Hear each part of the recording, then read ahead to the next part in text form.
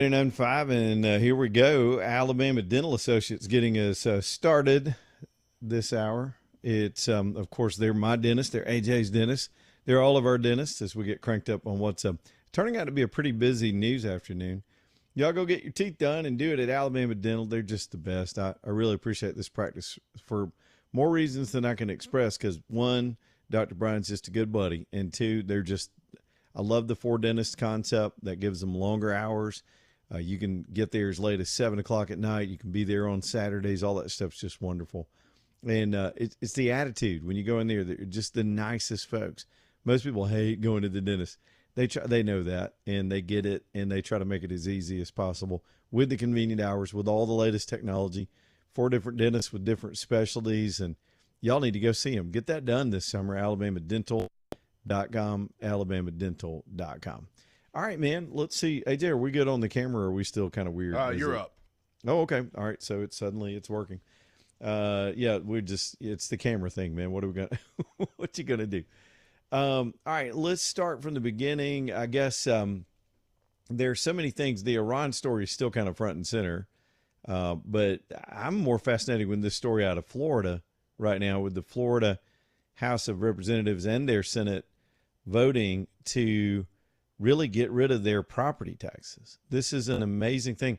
It's something that you didn't think would ever be pushed forward in modern times. You got so many governments that pour mouth about running out of money, needing to raise taxes.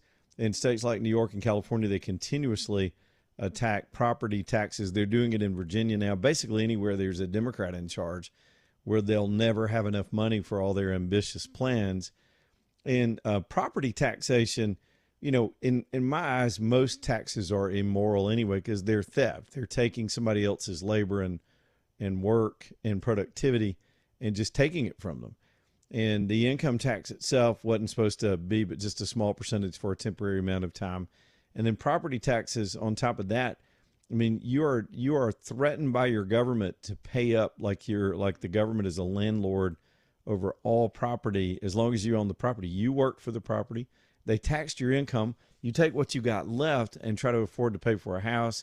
You got to pay interest if you're doing a loan. And then the government wants their piece every single year of your ad valorem value and or your property tax value, depending on how they assess it. So Florida, and it's a little bit complicated. What they're moving to do is to change their homestead exemption. That would be that initial amount of money that you don't have to pay taxes on when you declare a homestead in the state of Florida. Eventually, it will double. I think right now the exemption is $250,000. They're going to push that up to $500,000. It's incremental, so it'll start, I think, at 50, then it phases in, and then there'll be subsequent legislation. This framework sets up the future legislation, which could completely eliminate the property tax in the state of Florida.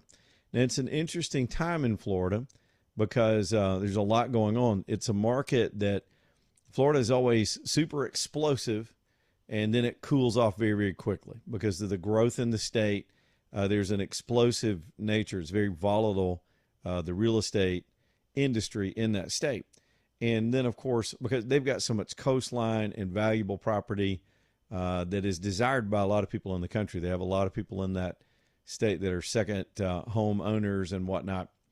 And so right now you have a situation where there's a huge percentage of the existing homes in the state of Florida that are on the market. Suddenly the dam burst, and we haven't even seen a huge drop in interest rates yet, but people are ready to make a move and put their properties up for sale. And in the supply and demand equation, that brings the price down. That has not resulted in a huge surge in buyers yet. A lot of folks are still hanging on, hopefully waiting on a rate decrease down in Florida. But some of those markets that just skyrocketed up to unreasonable values, you wouldn't call it a housing crash because it's nothing like what we saw in '08 and '09 down there with a lot of irresponsible loans and investing and all this stuff. But it is actual homeowners selling to actual buyers and market dynamics that are just blowing the roof off. Some people are referring to it as technically they're in fire sale territory down in Florida with many, many more sellers than buyers. So if you're thinking about leaving Alabama and moving to Florida, there's a better deal right now on some of that property. Then you add this incentive to purchase. If the voters of the state approve, this would be a constitutional amendment. So Florida's leading the way. This is one of the, I don't know if it's the last salvo from DeSantis, but the guy's been an incredible governor. He's probably been the best governor of any state in my lifetime. He didn't connect politically. Of course, he was having to run against Trump and the Trump machine and what he represents. Any other time, DeSantis would have been an incredible candidate with an incredible track record. He managed the state well through a crisis with COVID. He's managed hurricane disaster after hurricane disaster during the last few years. The Republicans alone, just if you, in terms of representation in the state, if you remember, he barely beat this Yahoo who wound up getting arrested in some crazy scandal right after DeSantis barely beat him. Democrats in those days when he won had almost a 1 million vote advantage, or they had a huge advantage. I don't want to throw those numbers out irresponsibly. And that's completely reversed. Republicans now have, I think it's a 2 million vote advantage right now in the state of Florida. And people are flocking there from all over the country. So the housing situation is only going to get more intense if the voters approve this property tax measure. So let's talk about that. So apparently, I think both chambers have now fully passed it. I got to double check my math. There's a lot of activity today. And then it'll have to go for voters in a constitutional referendum this fall, and it has to be approved by 60%. That's their constitutional amendatory process. And if it is, and you would imagine it would be, what relief to people in the state of Florida. They already don't have an income tax, and now they're going to wind down their property tax for most properties, not every property, because some properties are still going to be qualified. There's some very expensive, very luxurious properties that would still qualify for taxation in that state. And I don't know how it splits because I haven't had a chance to sit down today and read the bill, if this is for in-state residents and primary resident holders, or if it's for all property. I'll get to the bottom of that later. My guess is it's probably mostly for primary in-state Florida citizens that live in the state of Florida, and this is their primary residence. And when you put an exclusion up to $500,000, I don't mean to turn into an accounting show, but that's going to include most houses in the state of Florida. So, wow. I mean, this is why the contrast between leadership and taking the ball and moving forward with it, just running the football politically in a state like Florida where you've got the innovative ideas and you're pushing forward with it. States around the state of Alabama are running circles around us with these kind of things. Florida with the tax issue. We had Arkansas, the state of Arkansas, beat us to the punch on a lot of school choice measures. Mississippi has innovated in their education, and they're setting standards. They had some of the poorest schools with some of the worst student grades and test scores in the country, and now they're running circles around, especially some of the blue states. That some people are calling it the Mississippi Miracle, and the list goes on. And here we sit in Alabama, just lethargy, pure lethargy, for 10 straight years, reacting to crises, watching what other states do, sometimes passing what the other states have done. It's not like we're failing. Alabama's got a low unemployment rate. We've just had some new industrial announcements today, but we're not pushing forward. We're actually treading water during good times for a lot of states, especially in the South. But Florida makes me jealous. It really does. And I hope other states, maybe this is the beginning of a wave. And what an incredible contrast between the absolute dysfunction that is being sown by bad policy in some very blue states around the country that can't tax their people enough. And it's what's driving out their populations. California among them. And by the way, that's a good pivot point to go on to the elections today. Of course, the polls are open and it's hard to know what's going to happen tonight. We won't have anything definitive between now and 6 o'clock. But boy, it's fun to watch. If you believe the polling numbers, the LA mayor's race is easily Spencer Pratt seems to be in position to get into a runoff position against the incumbent mayor. But we don't know exactly how that's going to work out tonight. They've got a rigged primary in California, as many of you know.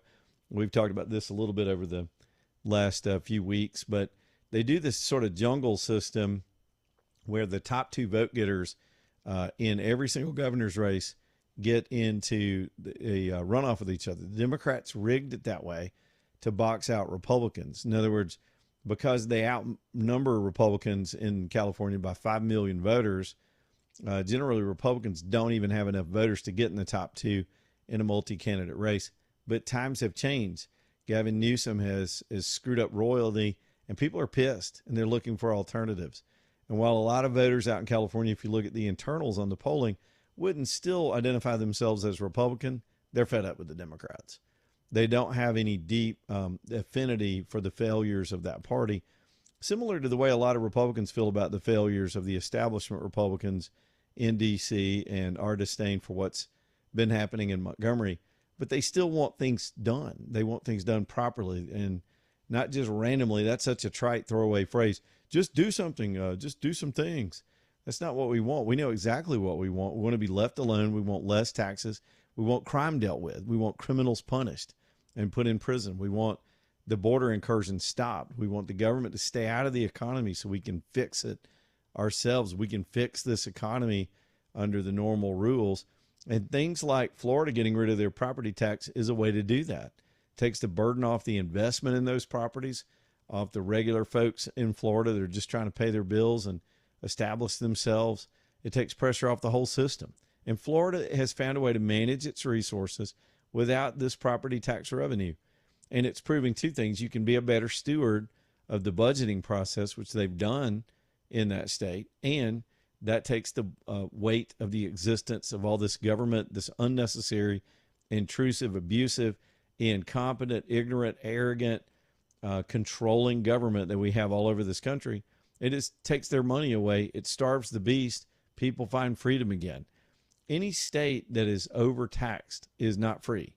Taxation is slavery. It's theft. It's largely wrong. Most of it never really goes for its intended purpose. It's stolen. It's funneled. We've got stories all over the country about this right now. Foreigners coming in here and taking money away from us that we're forced to pay to the government. And then they give it to them and let them run out of the country with it. Other fraud scams, waste, abuse. And then when it is invested in some of these heavily laden, bureaucratic, dysfunctional, larded up programs, they don't produce results. Public education largely in this country is a gigantic failure. And so instead of just fixing it, the Democrats are happy to double down on it. Keep doing the same dumb things and charge people more for it. That's the whole case for Karen Bass in L.A.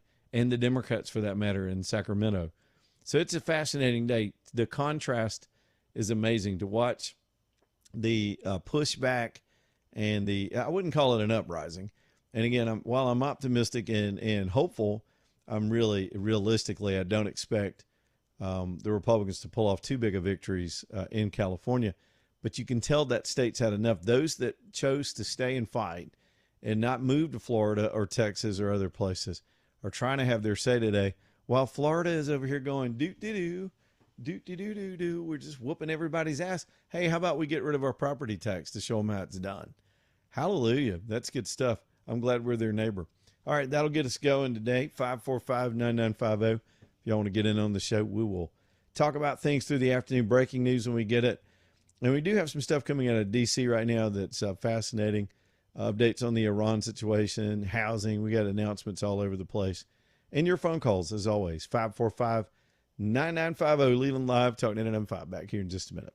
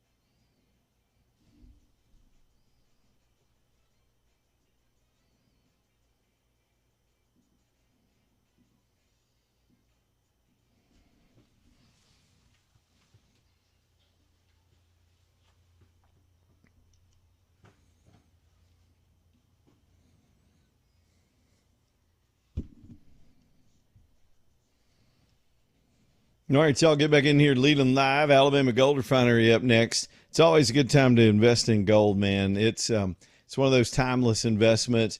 You know, most financial advisors will tell you to have some of what you own in this kind of these commodities: gold, silver, platinum. Gold's always sexy and popular, and it's been on an incredible run lately. It defies the ignorance that forces inflation in our economies. It's a hedge against emergencies. It's fun to collect, and you can do so in person. Put it right in your hand if you bring your cash in, or vice versa. You may have gold you want to sell and to cash out. And this is an exchange in the middle of Homewood that can do that for you. Steve is completely knowledgeable and just such a great guy to talk to. He's so informed on all this stuff. I learn something every time I talk to him. And a great location too, right in downtown Homewood, sort of right square in the middle of Birmingham, the whole metro area. So y'all go see him on 29th near the Regions Bank. Get to know Steve and start your collection. Maybe you just want to start small. Maybe you're ready to go all in a little heavier, whatever your position. Go over there and do it at AGR, Alabama Gold Refinery, alabamagoldrefinery.com. Okay, let me sort of reset here. I'm going to go back to Washington for a minute, and then we'll get into some other things. We haven't heard from the Supreme Court case. The filings went in yesterday. I just got this gut instinct. We're going to hear something very soon from that because the courts are aware of the tight timelines and the suspension of qualification and the scramble that a lot of states are having to do. We're not the only state that's got some of these matters under appeal or being challenged. So if we get a ruling on that this afternoon from the court, it wouldn't surprise me. Not a prediction, just kind of a gut instinct. We'll see what happens between now and 6. But Marco Rubio was on the Hill today. And, you know, there are details to be examined here about what was being questioned. The Democrats, again, being Democrats, just being opposition for opposition's sake. These people have nothing to offer this country. They're not campaigning on solutions anywhere. And by the way, Chuck Schumer, this human excuse for failure. I mean, he came out today and stood foursquare behind this Plattner guy in Maine. There was a minute when you thought they were going to try to drag that former governor back into the race because she never quit formally the race. She suspended her campaign, which is a technical thing that candidates do to be able to maintain their candidate coffers and any money raised to continue to pay off debt and to service all that before they're completely out of the race. So the governor is on the ballot, but she had to pull out. Now, they don't want to touch her because I think they know she is absolutely could possibly be criminally indicted for the fraud in that state. She's under the gun big time. But she popped her head up today and said, I'm still here. If y'all don't want to vote for the Nazi guy who may also be an online predator, maybe you want to look at me still. I'm on the ballot. I just suspended. Now, there's like a week to go. Their primary is in a week. So a week out, the governor's trying to get back in it, and they pretty much snubbed her today. And slowly they've been dodging cameras, running from questions about this weird dude. And now they're just going to, just like they did with Joe Biden, and I can name a sequence of other politicians where they can completely screw up. The Democrats are really good at just playing dumb, being blind, deaf, and dumb to whatever their candidates are doing because you got to stick together at all costs. You got to stick together no matter what, no matter how bad it gets.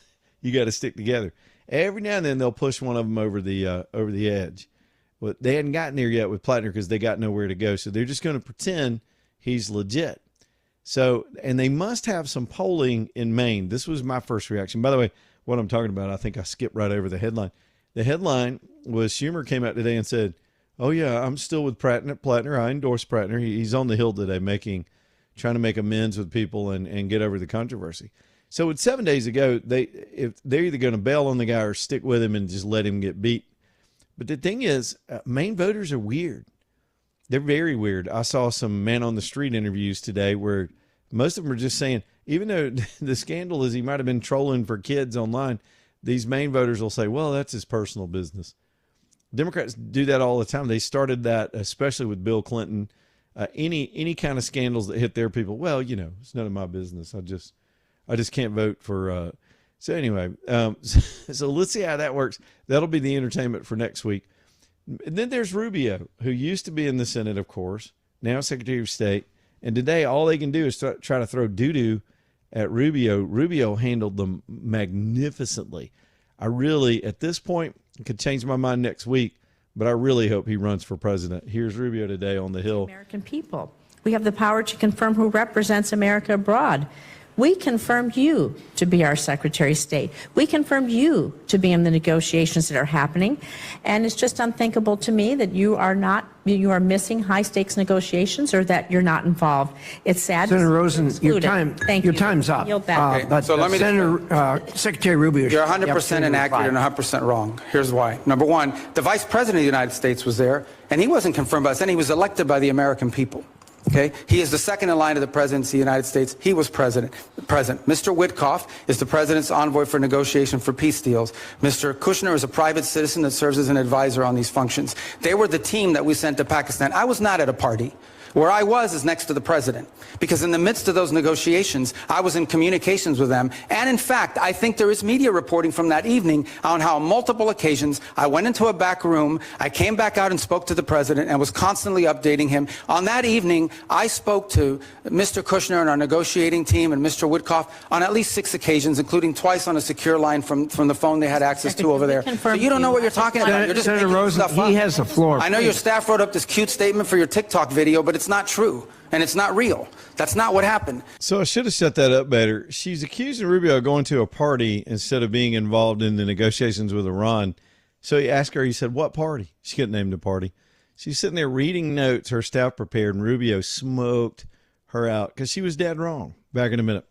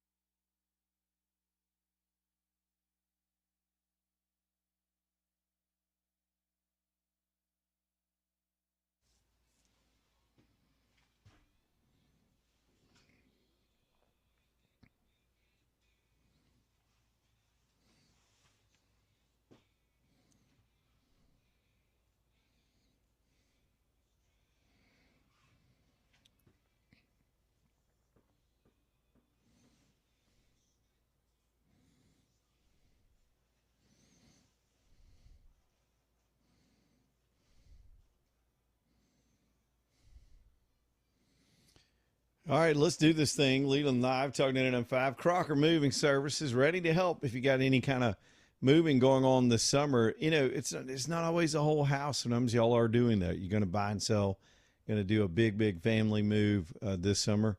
Even if it's just across town, Crocker is, to me, they're the best.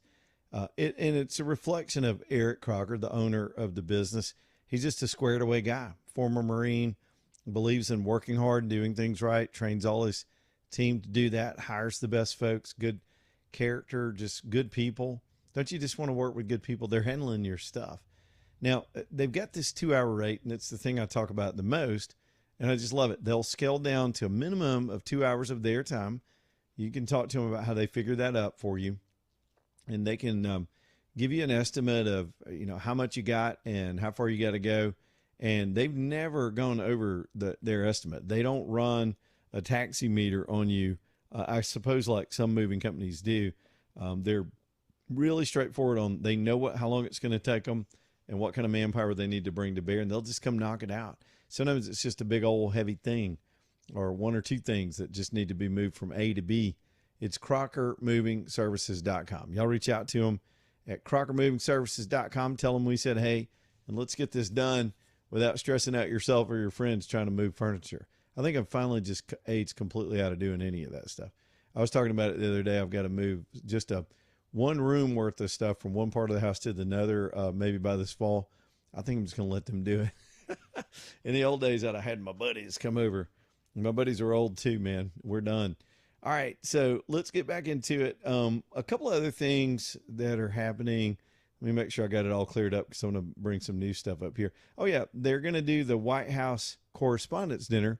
That was the dinner that infamously now over the weekend, a few weeks back, that was interrupted by gunfire.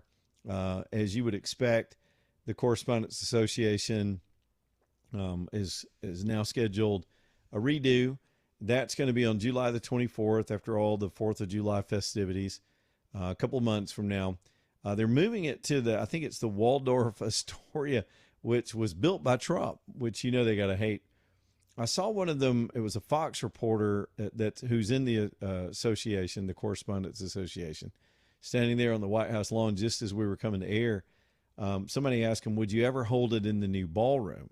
And she went through this litany of excuses about how, no, we would never do that. We can't host our events on government property. That would be unethical. And we're trying to show independence as a group. And so we would always host it at a more neutral location, and went on over these high-minded ethics. By the way, I used to spit the same lingo talking about the state of journalism. And then we sit here and watch how they behave on a daily basis. They're terrible reporting. They're slanted, one-sided nature. There's nothing independent about any of them, almost to a person, especially in that group of journalists. And yet, it reminded me of, I've told this story so many times. There was this old AP reporter, and if I remember, and my memory's starting to get fuzzy from 30-something years ago, but his name was Elliot Miner, and he was just, everybody in Georgia knew him when I was a young reporter. And I'll never forget, he was with me when I went and witnessed an execution for a murderer in the state of Georgia a few years later. But when I first met him, I was at some random event. When you're in that business, you go around and just hit social events and public announcements and ribbon cuttings and these kind of things young reporters have to go cover. And I remember they were serving food, and everybody in the room was eating, but I was standing there with my little notebook, with my TV camera and my photographer, and we were just standing in the back of the room watching. And Mr. Miner comes over to me and said, son, get yourself a chicken sandwich. And I did what the lady today did on Fox. I was like, I'm here to cover the story, sir. I'm not here to participate. AJ, I was too good to participate. I was above all these people. There's a bunch of politicians making an announcement. I wasn't there to dig in. I was there to be a journalist. I was there to show my independence by not eating any of the food.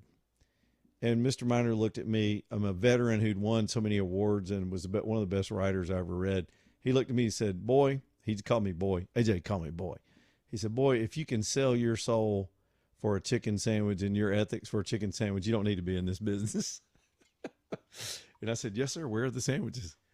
I had a chicken sandwich. It was pretty good too.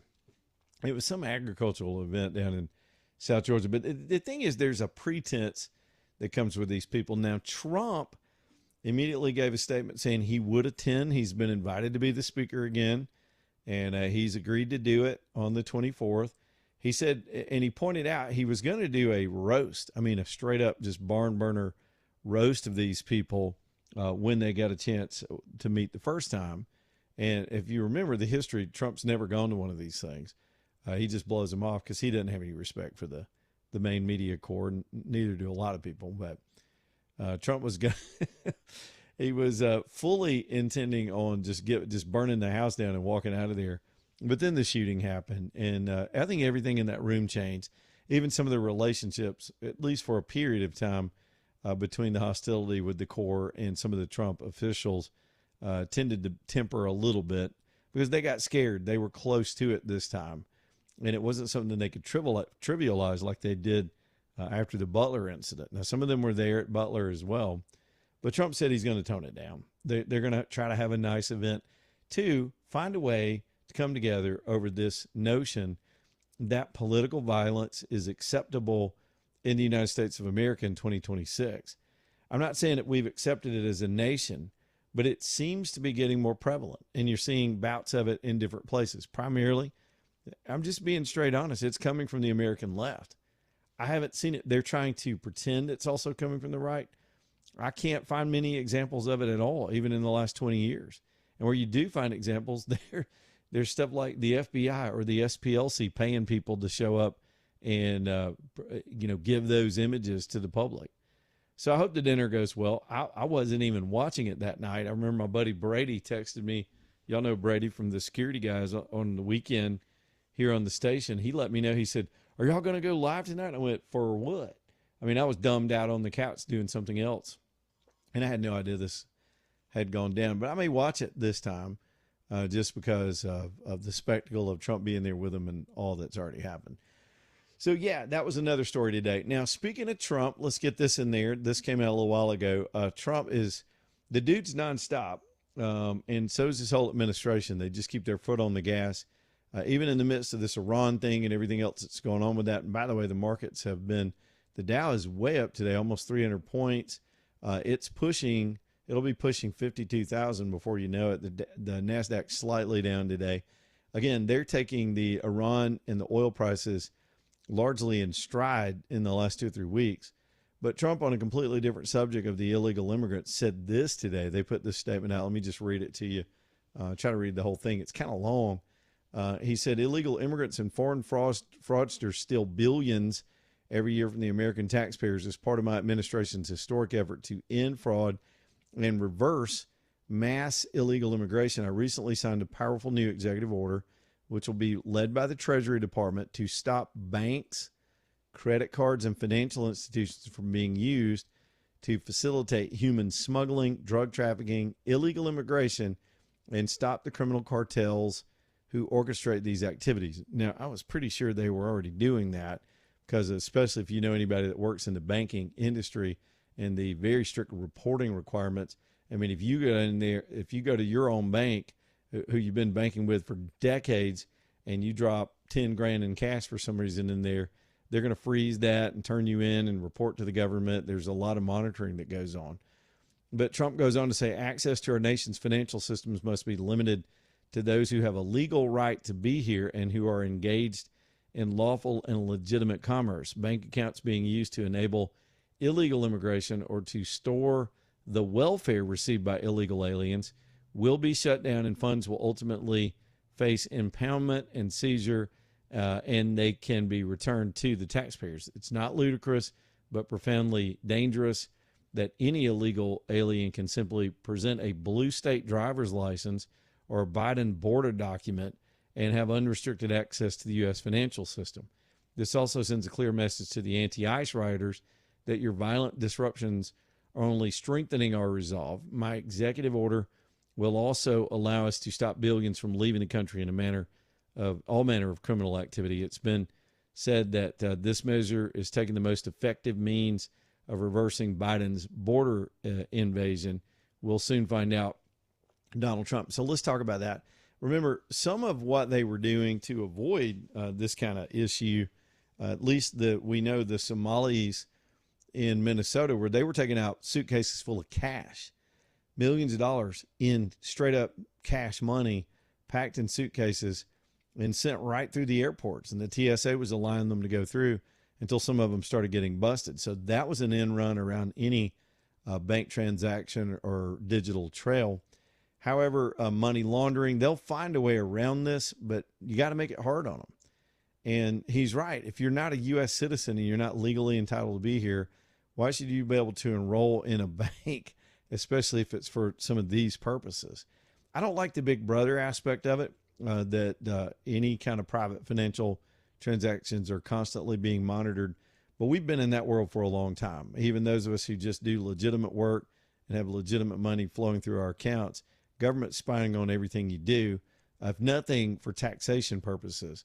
But criminal fraud does need to be interdicted, and maybe this executive order can lead to at least a disruption and a paralysis of some of the profiteering that is happening with these funds. I would also submit to you, one of the Democrats' funding schemes was laundering illegal foreign money coming into the country, not just money going out, but they were pulling money in from the Chinese and other governments and laundering it through the Act Blue organization, disintegrating it into small fake donations and using fake straw names to give to Democrat candidates. If you don't believe that, once that started getting busted, look what's happened to the Democrat campaign coffers this midterms. That party's broke. Its money machine got cut off. So it was getting money through those foreign sources. It was getting money through the USAID grant program that's supposed to be for diplomacy and impoverished people around the world. They were stealing that money through fake NGO programs, using some of it to facilitate the immigration wave or the invasion of the country. Some of that's getting busted up, and I love it. You got to go where the money is. It's all about the money. Follow the money. We've talked about that since, I guess, Watergate days. All of this stuff has to be funded. Now, as for the riots, let me just sling this in here too, because Trump did mention it in that statement. The New Jersey officials are now working much more hand in hand with the federal government than we've ever seen. And they have completely cracked down on all the stuff that has been going on outside of that facility in Newark. And one of the things that was discovered after a bunch of arrests the other night, they're doing something called kettling these rioters. They're kind of corralling them into one area and making mass arrests, which is a good tactic. These people will find a way around that. They'll change their tactics. But so far that's been working. And the thing is, a lot of them that are being arrested are coming from across the country. They're coming from Portland. These are radicals out there on the left coast of this country, flying thousands of miles to get to New Jersey to get on television so that the networks can't stop covering it, to keep people feeling uneasy in the country. This is a small snapshot in a very tiny corner of the country with a very small group of radicals, and you should not let it affect you. You should not let it anger you or let your emotions spill over. So far, this week it's being dealt with, and a lot of it is nothing but electioneering. It's part of the disruption that they've done. That we've seen this playbook before. We're a little bored with it. Bedwetters, we're a little bored with it. See what else you got. Okay, Michelson Laser Vision. Let's talk about your eyes for a minute. I know I've been able to see 2015 for, I'm in my 7th year. I'm losing track of the dates. It really was miraculous for me, mainly because of my quick 180 shift of opinion on the subject. I was so hardcore against it. You can't even talk to me about it. I had friends that would get on the subject and I'd just blow them off and change the subject. I was not even thinking about letting somebody operate on my eyes. The whole thought was just seemed radical. And I had convinced myself I was fine with my glasses and contacts. Man, I was wrong. And it was just getting an education on it that helped me change my mind. And then once I had the procedure, man, I was like, I was like Saul in the Bible, man. I was a different person. Suddenly I could see again. And I was telling everybody about it. And it's not just because they're on the show and big sponsors, and I think the world of the Michelsons, but because it is that life-changing just to not have to fool with all those aids to help you see. You just open your eyes and see all the time.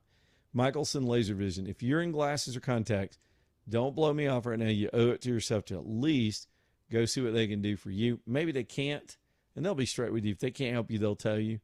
But the way to go is to get medically vetted and then educate yourself on how it works and then make your decision. You may decide not to do it still, but if you decide to do it, you've made an informed decision and you're going to the best place anywhere, probably anywhere in the country. They've been doing it that long. It's MichelsonLaserVision.com, MichelsonLaserVision.com. Back in a minute.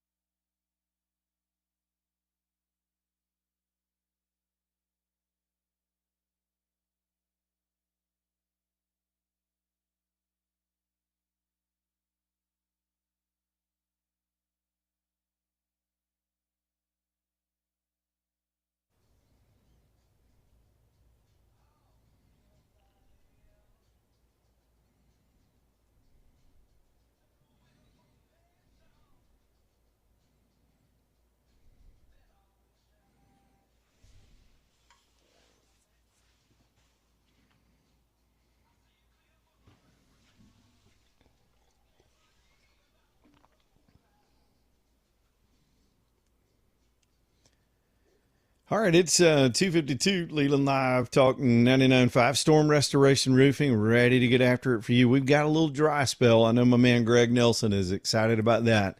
He and I were just texting yesterday about how it's just true. His whole business is like this. Anybody in construction, when you get 2 or 3 weeks straight of just rainy days every day, you can't put a roof on in the rain. You got to have dry conditions. And he was just letting me know, for all of you that may be reaching out to him, they're a little backed up right now because so many in this audience have reached out because you have roof problems. He'll still get to you. He's going to double down on his activities and get these projects caught up now that we've got some dry weather. And just know, if you reach out to him, they're going to come help. Now, they've been doing the emergency stuff during the wet times because sometimes people spring a leak and you got to get on that pretty quickly. But the whole projects, those are a little backed up. And that's how hard they work. That's how honest they are, too. They're just being straight with their customers. Can't do anything in the rain, but we're going to get you fixed up. When you're working on your roof, when you've got something like that going on, you need somebody you trust up there. I'm not getting on a ladder and going up there. I would have no clue. That's why I trust Greg Nelson, and I really do. Almost 30 years in the business. His whole family's involved with him, helping out in all aspects of the business. That's a lot of family pride involved in doing things right for people, their neighbors here in Alabama. This is not some troll operation trying to trick you into a roof job. Man, their tactics are getting slick in that industry nowadays. Greg's just straightforward. He even works on an old school phone number, man. He's not going to cyber stalk you. He's not even online cyber stalking people. He's just saying, call me and we'll get your roof done, help you with your adjustments with your dealing with the adjusters and all the things that come with that. 205-542-3531. I'm going to give you that again. I'm giving you a second to write it down because you may need it. You may wind up in an emergency situation where you got to have Greg over there ASAP to help you with these problems. 205-542-3531, Storm Restoration Roofing. All right, let's go with Tom in Clear. We'll start with some phone calls. Tom, what's going on, buddy? Well, I heard your spiel about that old congressperson or senator, whoever it was messing my old boy Rubio. Yep. And they must have thought he must have been a dang Democrat. Because, Democrats ain't going to do no real business. They're going to be out partying and goofing around.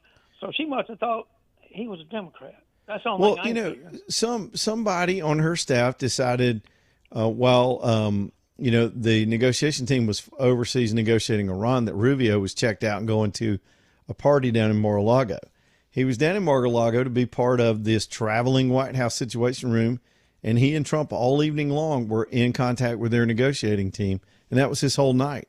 But they got it wrong, and she tried to bust him on it to make him look like he's irrelevant or not working hard. Rubio not working hard? She picked the wrong fight, and he shut her down with the facts. I was very impressed with his style. I'm very impressed with him, and I'm very impressed with JD. So it's going to be a toss-up. It really is. Yeah. And just see who Trump endorses. That's who I'm voting for. All right. Thank you, Tom. I won't do it that way, but I am a Rubio guy right now. I've got Rubio PJs. I'm going to make some Rubio popsicles. Well, maybe not. That's kind of gross. But seriously, I am, for now, he would be the guy I'd prefer. And it's not even close. And the thing is, and I'm not as really partisan about it, but I'm in the position where I have no choice but to vote in the Republican Party. We got a binary system. The Democrats have gone mad. And so even though I get fed up with and disgusted with some of the lack of fight in the Republicans, what are you going to do? So you got to pick somebody. And so this early out, and it won't be long that we'll seriously be seeing an actual active campaign for president. This will be the decision before the Republicans. And I don't know that Trump, if you ever watched him before he got into politics, especially with his TV shows or read his books about how he thinks, he likes smart people on his team to go at it with each other. It sharpens them, and he likes to see whose personality can emerge. And I think playfully he'll stay out of it and just let them, let them do their thing, being completely tied to him. Either one of those candidates would be Trump coattails. It just would. He'd take credit for either of their victories. But for now, and it's not even a little bit of a slight against JD, even though I'm a little suspicious of some of his past. I enjoyed his book. That's the first I'd really ever heard of him. And I've followed him ever since. I think he was a solid pick, balanced out the ticket well. But these two guys are just rock stars, and they're both getting after it. I can go 5 deep in his cabinet and pick somebody I would also trust in that job. And as we know, 2 years from now is an eternity. So we don't know what kind of other things will be changed in the landscape, what other stuff's going to pop up. But let me throw this at you. Let me flip over to the Democrats for a second. I'm watching Jill Biden. Jill, sometimes we say her name so fast it sounds like we're saying Joe. I'm watching her be on this book tour where she's starting to make excuses for her own behavior on that campaign, that just sick abuse of that old man who a real caring, loving spouse would never have put that guy through that humiliation. But to cling to power because she was that power hungry to stay in that position, because largely she and a handful of others were running that White House. This woman was very powerful behind the scenes. They had to get to her to get anything done. And she did not want to let that go. And she was willing to let this guy beclown himself. And now she's claiming, oh, she was concerned. And it doesn't match the facts. It doesn't match her rhetoric from those days. But she's on a book tour, pimping this book. The Bidens, they got a cash grab everywhere they can. But I was watching her on one of the clips today, and I never considered this. I think she wants to run for president too. Oh, shudder the thought. I'm serious. I think she thinks she's capable of doing it. She will tell you she's a doctor, but then when it comes to diagnosing his mental meltdown, she's no doctor. But I think the woman's at her core very ambitious. She's Hillary-like in that she just doesn't want to be seen as the spouse in history. And you watch, I got a sense she's going to try to throw her name into what will be a crowded field of talentless A-clowns. Just watch. Just watch. I think she's running. Back here in just a minute. Leland Live.